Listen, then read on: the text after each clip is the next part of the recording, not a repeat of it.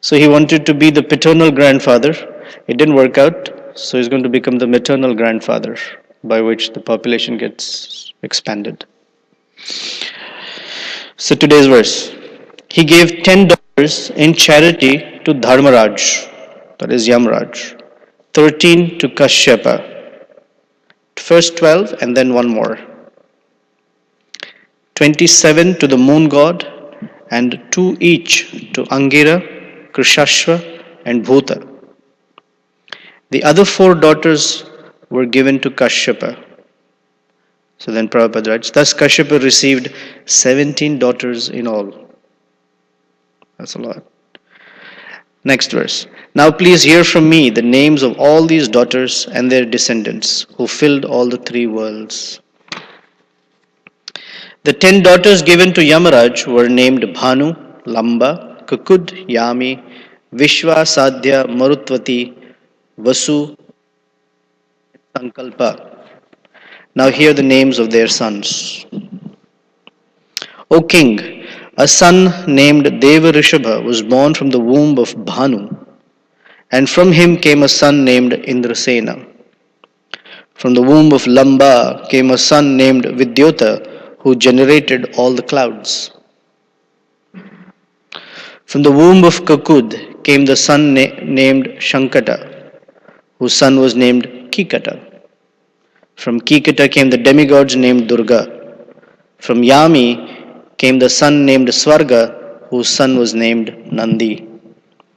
So for us, these names don't make much sense because, like, what's the point? One Prabhu and one Mataji, they had a bunch of kids and all their names, right? But this is the conversation between Maharaj Parikshit and Shukadev Goswami. And all these wives and sons, on a universal scale, they're very famous people. They all have certain positions and services. And so when these names come up, for at least for Maharaj Parikshit and those who are very conversant with the way the Devalokas and all that works, they all know, oh, okay, so that's the Prabhuji. Oh, that's their mother and father, like that. We don't recognize any of the names. And that's our misfortune. The sons of Vishwa were the Vishwadevas who had no progeny. From the womb of Sadhya came the Sadhyas, who had a son named Arthasiddhi. So these Sadhyas and Vishwadevas, they're very famous persons. They form some of the demigods in the heavenly realm. In one of the Upanishads called Taittiriya Upanishad, there are certain mantras or prayers called suktas. Right? We hear about Purusha Sukta. That is when the demigods, along with Lord Brahma, went to the milk ocean and they chanted these prayers when Bhumi Devi had implored Lord Brahma, please help me. Then all the demigods chanted Purusha Sukta prayers. So like that there is Narayana Sukta, Vishnu Sukta, etc. So in the Taittiriya Upanishad, when the Vishnu Sukta and those mantras are chanted, these names also appear. So Vishwadeva, Sadhya, etc. So that's how the connection is. These are famous people. The 2 sons who took birth from the womb of Marutvati were Marutvan and Jayanta. Jayanta, who is an expansion of Lord Vasudeva, is known as Upendra. The demigods named Muhurtikas took birth from the womb of Muhurta. These demigods deliver the results of actions to the living entities of their respective times. So when we get some reactions, it's the Muhurtas. And we use the word Muhurta, right? Brahma Muhurta. Particular time says living entities of the, so we have Muhurta, etc., etc., right? Muhurta is a period of time. And in those times, these demigods or these personalities, they're responsible for dishing out people. The son of Sankalpa was known as Sankalpa, and from him lust was born. The sons of Vasu were known as the 8 Vasus. Just hear their names from me: Drona, Prana, Dhruva, Arka, Agni, Dosha, Vastu, and Vibhavasu. From Abhimati, the wife of the Vasu named Drona, were generated the sons' names Harsha, Shoka, Bhaya. The Vasus are important because Bhishma Deva was born after, or he is the reincarnation of one of the Vasus. These 8 Vasus were cursed in a previous life, and 7 of them they had sought forgiveness from the rishi or the sage who had cursed them, except one of them. And the curse was that they will all be born on earth. And they don't want to be born on earth. Like, even during Satyuga or Treta Yuga or Dwapara, this was during Dwapara Yuga. And they all said, no, no, please, oh sage, please take back your curse. 7 of them said like that. So the sage said, all right, you will be born on earth, but you will not live there. You will come back very soon. And one of the Vasus who did not apologize to him, he said, you will be there for a long time. And that one who had not apologized turned out to be Bhishma Deva. So he was there on earth for a very long time. And the other Vasus, they were born to Mother Ganges. And you know the story when they were born to King Shantanu? As soon as they were born, she put them all in the Ganges. You know the story? Okay, a little Mahabharata story. Um, King Shantanu was the emperor of the world. And one day he was walking in the forest and he saw Ganga Devi, Ganges. And he was very attracted to her. So he asked her, he proposed to her, will you please marry me? And she said, yeah, you're a very powerful. Huh? That was quick, very quick. And she said, yeah, but I have a condition. That's also, we know that. And the condition was, I will do whatever I like and you cannot ask me anything. So this has been happening for many ages. So that also continues in parampara, right? So he said, all right, because he was so enamored by her beauty that he said, whatever she asks, I can deal with it. What will she ask for? Expensive clothes and perfumes, no problem. And so when she became pregnant and first son was born, she took the child to the river and drowned the child in the river. So Shantanu was shocked. Wow, what kind of mother does something like that? But he couldn't ask her because there was a condition. And the condition was, if you ask me, I'm going to leave and go away. Wow, damned if you do and damned if you don't.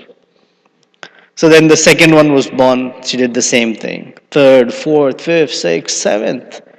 By the time the 6, right? 7 Vasus? Yeah. 8 Vasus.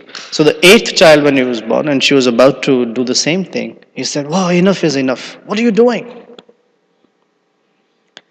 So then Ganges said, oh my dear king, I wish you had not asked me because I was supposed to be the instrument for delivering these 8 children back to the heavenly realm. But now that you've asked me, here's the child, you keep him, I'm leaving. This was the condition that I had made, and true to my word, I have to leave. So King Shantanu was left with this boy, who grew up to become Bhishma Dev. And Bhishma Dev then, you know the story, went on to find, actually Shantanu found Satyavati again, and he was the instrument in making sure that Shantanu and Satyavati get married, and sons are born, etc., and the whole Mahabharata, Kuru dynasty and family moves on. So these are the 8 Vasus. And to one of the Vasu, called Drona, he had a wife called Abhimati, from whom their children were born, and their names are Harsha. Harsha means happiness. Shoka. I mean, who would name their child Lamentation? But they named their son lamentation, Bhaya, fear, where Abhaya Charanaravinda, but here his son's name is Bhaya. So they all have certain roles to play. Yeah? One is in charge, one is in charge of lamentation, other is in charge of fear, etc. Next one. Urjaswati, the wife of Prana, gave birth to three sons named Saha, Ayush, and Purojava. The wife of Dhruva was known as Dharani, and from her womb various cities took place.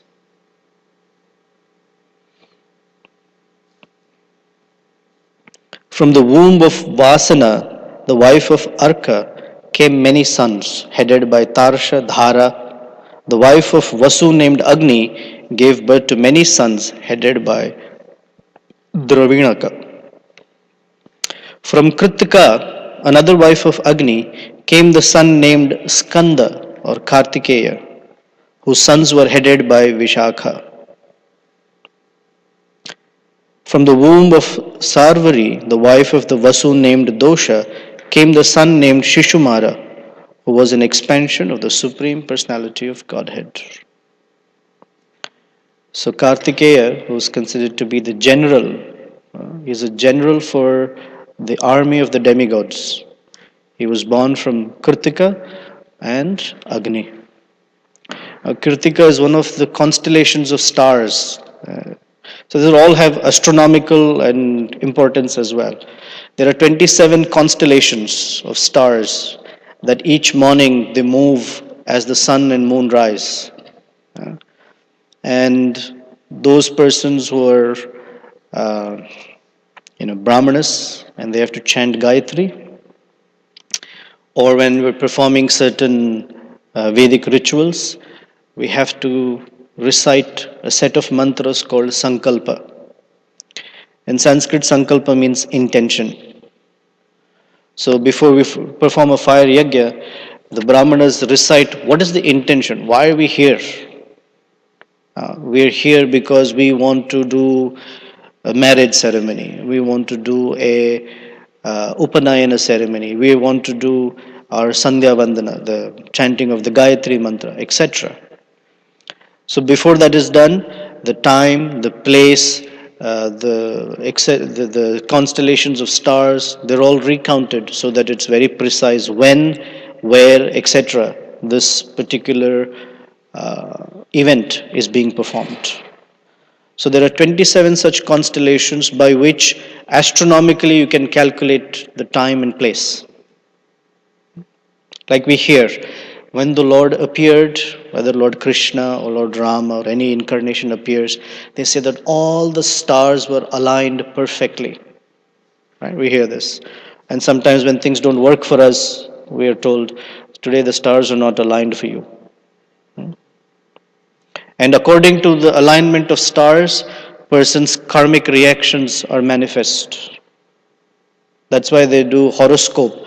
Oh, when this person was born, the sun was in this position, the moon was in that position, Jupiter was here, Mars was here, moon was there, etc.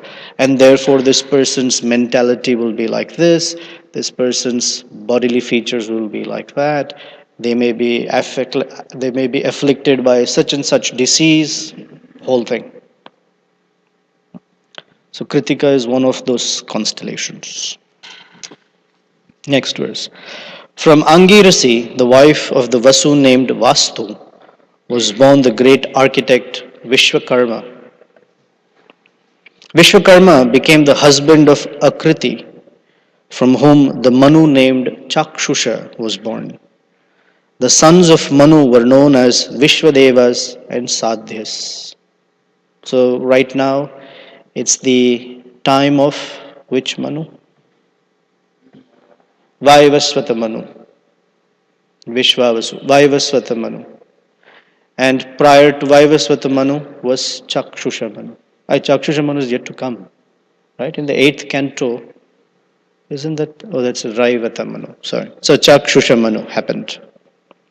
Usha, the wife of Vibhavasu, gave birth to 3 sons, Vyushta, Rochisha, and Atapa. From Atapa came Panchayama, the span of day, who awakens all living entities to material activities. This word Panchayama, in Bhagavad Gita we hear the word Yama. Do you know where? When 6 also, I think, but definitely in chapter 17, when Krishna is describing foods in the mode of ignorance, and he says foods that are cooked are eaten 3 hours after they are cooked. So the period of time of 3 hours in a day is called yama. So panchayama means 5 times 3, the 15 hours of daytime. So his name is called the span of day, who awakens all living entities to material activities. Next, Sarupa, the wife of Bhuta, gave birth to 10 million Rudras, of whom the 11 principal Rudras were Raivata, Aja, Bhava, Bhima, Vama, Ugra, Vrishakapi, Ajaykapat, Ahirbardhana, Bahurupa, and Mahan.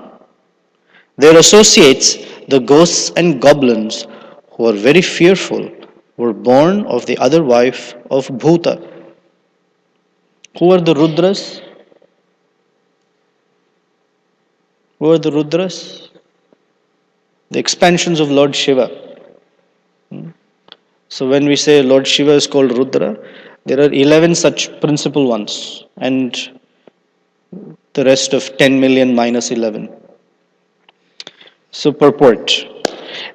Why are the Rudras required? Because they have to manifest anger in the world. Somehow they're all active during Kali Yuga. Purport. Srila Vishwanath Chakravarti Thakur comments that Bhuta had 2 wives. One of them, Sarupa, gave birth to the 11 Rudras, and the other wife gave birth to the associates of Rudras known as the ghosts and hobgoblins. Next one. The Prajapati Angira had 2 wives named Swadha and Sati. The wife named Swadha accepted all the Pitas as her sons, and Sati accepted the Atharvangarisa Veda as her son. All the Pitas, they're all the progenitors, the forefathers. There is a Pitraloka, where all the supposed originators of lineages, like we say in Sanskrit, Gotra. Gotra means that particular lineage that has a name and has a progenitor. And all these Pitas, they were born to Swadha. Krishashva, that's the name of the third line. Krishashva had 2 wives named Archis and Dhishana. In the wife named Archis, he begot Dhumaketu, and in Dhishana, he begot 4 sons named Vedashira, Devala, Vayuna, and Manu. So we know 2 of these names. Devala. In the Bhagavad Gita, when Arjuna is describing to Krishna, said, "Oh, you're so amazing." After he saw the Vishwarupa, the universal form, he said, "Yes, yes. Asita, Devala, Vyasa, and Narada have also said the same. And now I'm also confirming you are the Supreme Personality of Godhead." So Devala is a very great sage. Vedashira, you know the story of Vedashira? He had a friend called Ashvashira. Yeah, Vedashira was later cursed and he became Kalya. Those 2 sages were meditating. One sage was meditating in one place, and another sage came. Vedashira was meditating, I think Ashvashira came. And he said, "You're meditating on this big, massive mountain. May I also take one little space?" He said, "No, no, no. This mountain belongs to me. I don't want company. I don't want anyone."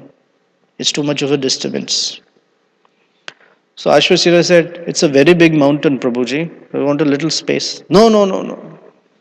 So then he got very upset and he cursed him. You're so envious. May you be born as a snake. And that's how Kalya was born. So this is Vedashira there. Next, Kashyapa. Fourth line. Kashyapa, who's also named Tarksha, had 4 wives. Vinata, another name for her was Suparna, Kadru, Patangi, and Yamini. Patangi gave birth to many kinds of birds, and Yamini gave birth to locusts. Vinata gave birth to Garuda, the carrier of Lord Vishnu, and to Anuru or Aruna, the chariot driver of the sun god. Kadru gave birth to different varieties of serpents. Kalya was also born there to Kadru later. O Maharaj Parikshit, best of the Bharatas, the constellations named Kritika, that we just heard about, were all wives of the moon god. However, because Prajapati Daksha had cursed him to suffer from a disease causing gradual destruction, the moon god could not beget children in any of his wives. Purport. Because the moon god was very much attached to Rohini, he neglected all his other wives. Therefore, seeing the bereavement of these daughters, Prajapati Daksha became angry and cursed him. This is family matter. We don't get involved. Next one. Thereafter, the king of the moon pacified Prajapati Daksha with courteous words and thus regained the portions of light he had lost during his decease. Nevertheless, he could not beget children. The moon loses his shining power during the dark fortnight, and in the bright fortnight, it is manifest again. So we see phases of the moon. So now our modern scientists explain that the sun, moon, and earth, they align in a particular way by which the light of the sun only illuminates part of the moon, and that's why we see phases of the moon. And here we see that the moon has gradual darkening, and again, if we call it the waxing and waning, is because of Daksha's curse. Don't ask me to explain. O King Parikshit, now please hear from me the names of Kashyapa's wives, from whose wombs the population of the entire universe has come. They are the mothers of almost all the population of the entire universe, and their names are very auspicious to hear. They are Aditi, Diti, Danu, Kashtha, Arishta, Surasa, Ila, Muni, Krodhavasa, Tamra, Surabhi, Sarama, and Timi. From the womb of Timi, all the aquatics took birth. And from the womb of Sarama, the ferocious animals like the tigers and lions took birth. My dear King Parikshit, from the womb of Surabhi, the buffalo, cow and other animals with cloven hooves took birth. From the womb of Tamara, the eagles, vultures, and other large birds of prey took birth. And from the womb of Muni, the angels took birth. The sons born of Krodhavasha were the serpents known as Dandashuka, as well as other serpents and the mosquitoes. All the various creepers and trees were born from the womb of Ila.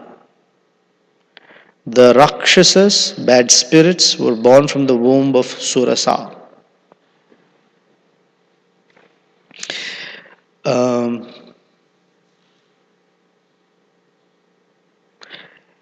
Surasa, do you know where we heard of Surasa? In the Ramayana? Okay. In the Ramayana, Hanuman has this service of flying across the ocean to Lanka because he is in search of Sita Devi. So when he flies, He has three obstacles. He meets three persons along the way. First, he meets the mountain called Mainaka. And then there is a little exchange between the two. Then he meets this demoness called Surasa. Then he meets the demoness called Simhika. And then when he lands in Lanka, the demoness who guards Lanka, her name is Lankini. So Surasa is one of those who tries to capture Hanuman. When this is the one from whom Hanuman went into her mouth and tore open her stomach and got out and continued flying. It's a very exciting pastime. Why Surasa comes in the first place and she wants to capture Hanuman, etc. So, in the interest of time. But that's the reference. Surasa shows up in Ramayana time. I'm sure there's more history to it, but that's all we know. Next one, the Gandharvas. We know these people. They sing very well. Were born from the womb of Arishta, and animals whose hooves are not split, such as the horse, were born from the womb of Kashtha. O king, from the womb of Danu came 61 sons, of whom these 18 were very important. The very important. Dvimurdha, Shambara, Arishta, Hayagriva, Vibhavasu, Ayomukha, Shankushira, Swarabhanu, Kapila, Aruna, Puloma, Vrishaparva, Ekachakra, Anutapana, Dhumrakesha, Virupaksha, Viprachitti, and Durjaya. Viprachitti we've heard somewhere. She comes later in the 9th canto. When one of the king, he gets attracted to Viprachitti. I forget the specifics of the pastime right now, but this name comes back again. The daughter of Swarabhanu named Suprabha was married by Namuchi. You know Namuchi? One of the demons. His name is Namuchi. Namuchi is that person who had meditated in a way that he had kept a needle. On the needle, he had placed a mustard seed, and he stood on his big toe on that mustard seed with his hands raised, and he had meditated for a very long time. And it was that if he had something was wrong in the meditation, then naturally the needle would poke right through his big toe. But he meditated like that with such severe austerity because he wanted some very harsh material desires that he was pursuing. And he is one of the demons who joined later when we hear Bali Maharaj's pastime. And when Bali Maharaj attacked Indra, Namuchi is one of the warriors in Bali Maharaj's army. Namuchi. The daughter of Vrishaparva, named Sarmishtha, was given to the powerful king Yayati, the son of Nahusha. So this Sarmishtha, her story will again come back in the 9th canto when we're talking of King Yayati. King Yayati was cursed, right, by Shukracharya. Because King Yayati is also married to Devayani. Devayani is the daughter of Shukracharya. But he also likes Sharmishta. And these two are friends. And then because both girls like the same guy, they have a fight between the two. And that's how it has some relation to do with the Mahabharata story. But Sharmishta will come back again. Okay, next one.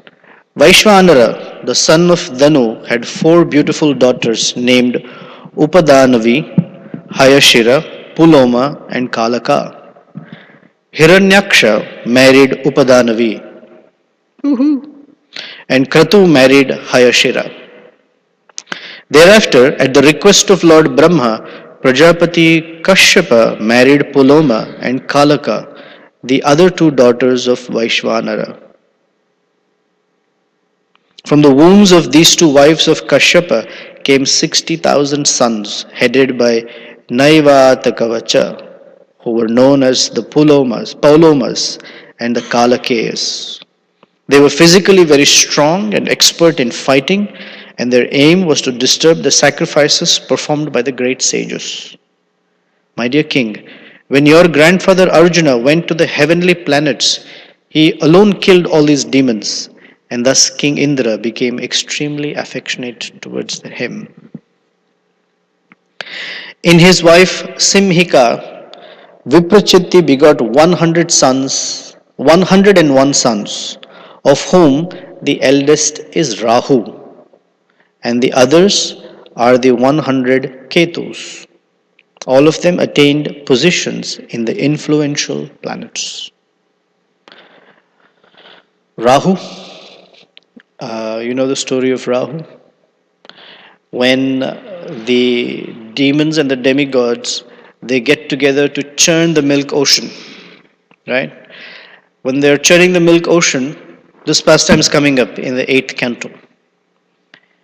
14 different things come out from that churning, including a universal poison, Lakshmi Devi, the elephant Airavata, a particular horse, the sacred herbs, and also Dhanavantri with the pot of nectar. And when the demons and demigods, they cooperated to get this nectar, then they fight with each other. The demons actually snatch the pot away from Dhanavantri, and they're about to consume all of that nectar to become immortal. But the whole idea of churning the ocean in cooperation was to give the nectar to the demigods. This was Lord Vishnu's plan. But since the demons took the pot away, Lord Vishnu appears as, what's that name? Mohini Devi. Mohini means bewildering lady. Mohini. So she appears and she speaks very, very nicely to the demons. And while she's looking at them with sidelong glances and smiling and moving her body in a very attractive way, she starts pouring all the nectar to the demigods very quickly. And they're so enamored by her charming looks that they're not realizing what's going on. Except Rahu. Rahu, instead of sitting in the line of the demons, he sat in the line of the demigods. And he got his pot of nectar, little cup, and he quickly drank it. And before the nectar would come down to his body and nourish him, Mohini Murti let his Sudarshan Chakra cut off his head so that the nectar won't go down. So it described that Rahu only has a head, not the rest of the body. That head became, as we say, immortal, or lived for a very, very long time. So this Rahu has got something to do with the moon having its phases. That's how the curse came, that the Rahu guy will eat away the moon. This is how they explain. But it's very interesting. So, Rahu and Ketu. Now please hear me as I describe the descendants of Aditi. They're called the Adityas, in chronological order. In this dynasty, the Supreme Personality of Godhead Narayana descended in his plenary expansion. The names of the sons of Aditi are as follows. Vivaswan. We hear Vivaswan, right? In Bhagavad Gita, Krishna describes that he spoke the Bhagavad Gita to Vivaswan, the sun god. Aryama, Pusha, Tvashta, Savita, Bhaga, Dhata, Vidhata, Varuna, Mitra, Shatru, and Urukrama. Urukrama is the name of Lord Vamanadev. Urukrama means one who has big steps. Remember, he took only 3 big steps and covered the entire universe. Actually, in 2 he covered the entire universe. So, Urukrama. Next, Samgya the wife of Vivaswan, the sun god, gave birth to Manu named Shraddha. And the same fortunate wife also gave birth to the twins Yamaraj and river Yamuna. Then Yami, while wandering on the earth in the form of a mare, gave birth to the Ashwini Kumaras. Why she was like that, I don't know.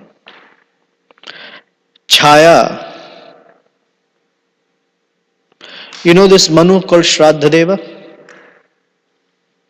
In the previous day of Brahma, not this day, but the previous day of Brahma, Shraddha is the same person who is born again, who Shraddha was the Manu to whom the Lord appeared as Matsya Avatara.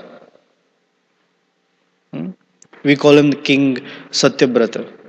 But it is Shraddha who becomes Satyabrata, and then the Matsya Avatara pastime happens. Chaya, another wife of the sun god, begot two sons named Shaneshchara and Savarani Manu, and one daughter, Tapati, who married Samvarana. Shaneshchara? Shaneshchara is the planet of Saturn, Shani. And he has a dark influence on most people.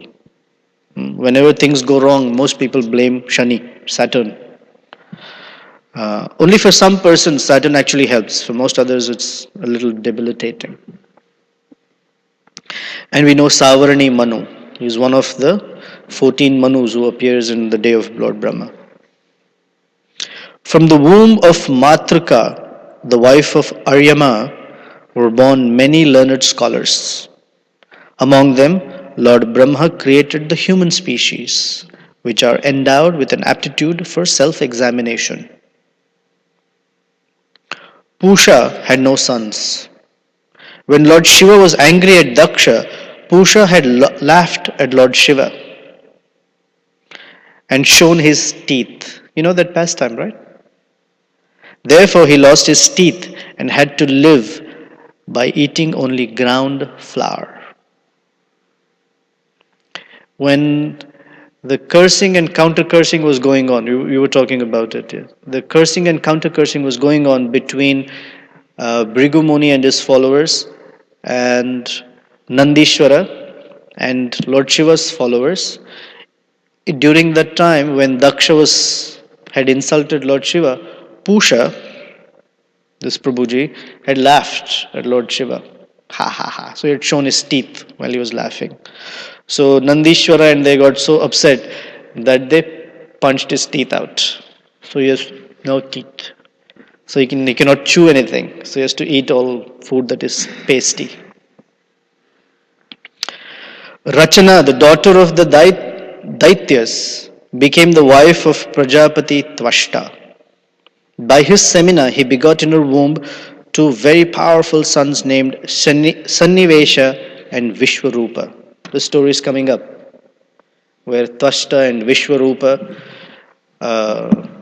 Lord Indra does a little number on them and cuts off the head of Vishwarupa, because while he was reciting mantras, he was also helping his other cousins who were the sons of Diti, and Indra did not like it, and so he angrily cut off. That's coming up. Indra cut off the head of Vishwarupa. So Tvashta became very upset. My father became very angry, and he performed a fire sacrifice to create a demon that will kill Indra.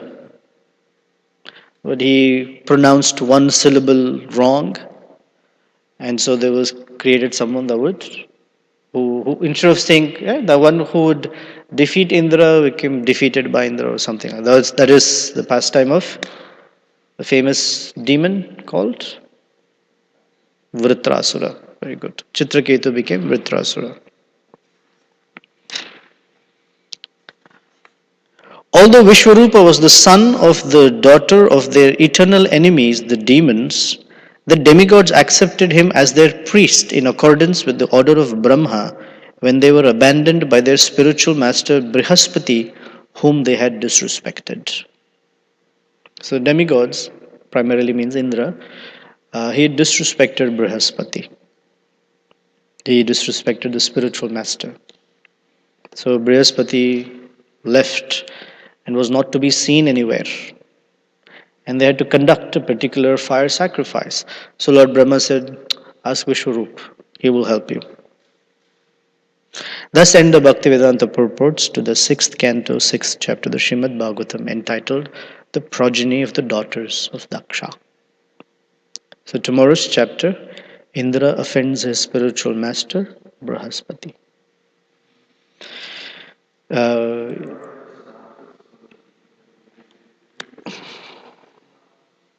What? This we read in the beginning of the chapter. I don't know. Yesterday you did not read? No. I just did the whole thing. I just did. I just did. More than synopsis. I just did. I'm not. Please refer to chapter 6. Well, thank you. Okay. I'm not even clear whether I should say any questions because I don't know. Any questions? That's custom. Okay, thank you very much. Srila Prabhupada ki jai, Srimad Bhagavatam ki jai.